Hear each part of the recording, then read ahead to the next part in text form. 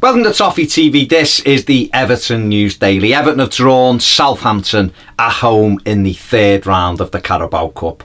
A good draw, I think, for the Blues. Obviously wanted the home tie. Would have liked Wycombe Wanderers, someone like that. But Southampton, at least we know what we're up against. Premier League team obviously beat the Saints last week at Goodison. And it's a decent tie, I think. You know, any home tie you can't really complain about. It'll be tricky, it'll be tough. But, you know, let's do it. Let's get there and do it. And, you know, we've got an opportunity to progress into the fourth round. You know, we came through last night's tie with Rotherham United quite comfortably. You know, and hopefully we can build on that. And hopefully by the time the Southampton game comes around, Yerry Mina, Andre Gomez, Bernard, Richarlison will be back. Hopefully all these players are fit and can be included, you know, and make us stronger, obviously. But no, I'm very happy with that draw. Let me know what you think in the comments section below. Obviously, Wycombe would have been nicer, but at least we know where we are with Southampton, don't we? Sandro Ramirez, who played in last night's 3-1 win over Rotherham, looking as though he will join Real Sociedad on a season-long loan. Apparently, Everton are going to pay a third of the Spaniard's wages.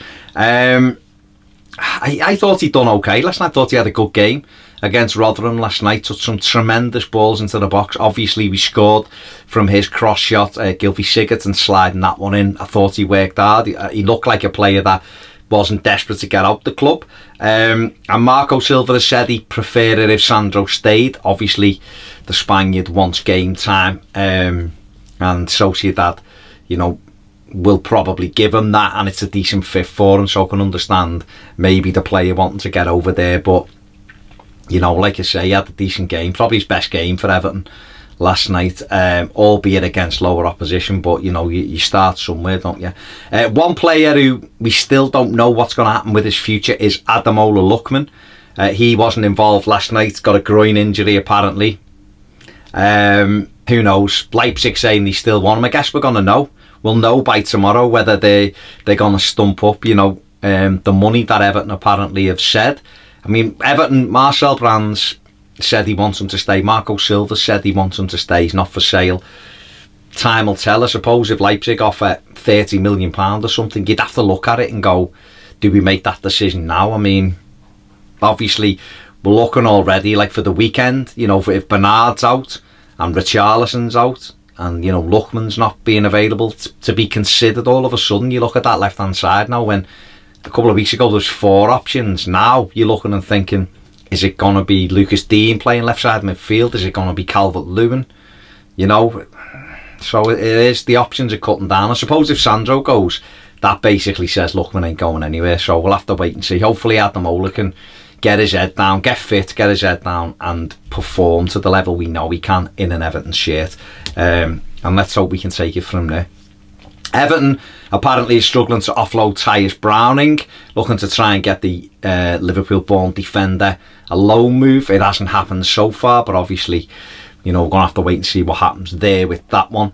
And that's kind of it in terms of the outgoings. I think everything else is settled unless there's a last-minute mad bid for Lookman. That'll probably be it as far as Everton getting players out the door, you know, and that could reduce the wage bill to less than what it was at the beginning of the summer, even without all our new signings. So Marcel Brands has done some real good work in the transfer market this window, and trying to turn the club around a little bit in terms of getting players who weren't really contributing on big wages off the books. I mean, Rooney, Sandro and Klaassen, you know, the best part of what, 400 or 500 grand a week. So, you know, probably 400 grand a week. So, you know, decent. Last night, Dominic Calvert-Lewin scored a brace, you know, which will have done him the world of good. He's open. He can force his way into Marco Silva's reckoning. Cenk Tosun was, you know, came on and played the last 20 minutes last night. He started the season very well without adding the goals. I was a little bit disappointed Cenk didn't play last night, because I thought, I know we come on with 20 minutes left, but I thought there was an opportunity for him to get himself a couple of goals. But it's good to see Dominic score. I don't think he had the greatest game, but he's done what he's paid to do, and that is put the ball in the back of the net, and I'm delighted he scored them goals. So hopefully he can kick on. And another young player last night, Tom Davies, captain the side, became Everton's youngest captain. I thought he got better and better as the game went on. He drove forward, and it was a real mature display from Tom. He's almost having to press the reset button after what went on last season. But it was a mature performance, and again, showing that he has got that ability and the belief that Marco Silva has in him. He's going to have a season, I think, in and out the Everton side, and it's how he matures and how he carries himself. And if he can get himself to a consistent level, then he can be a good player for us. If he doesn't, the manager will change it or won't play him, and it's as simple as that. But it was a good display last night, as it was from most of our youngsters. John Joe Kenny, I thought, was very good defensively. Kieran Dowell, I thought, looked good in patches. So, a good solid result last night. And obviously the final word is out for that as well, so make sure you check that out. That is it for the Everton News Daily. If you haven't subscribed, please do so. It only takes a minute. And if you want more videos, join us over on Patreon. Thanks for watching. See you later on Toffee TV.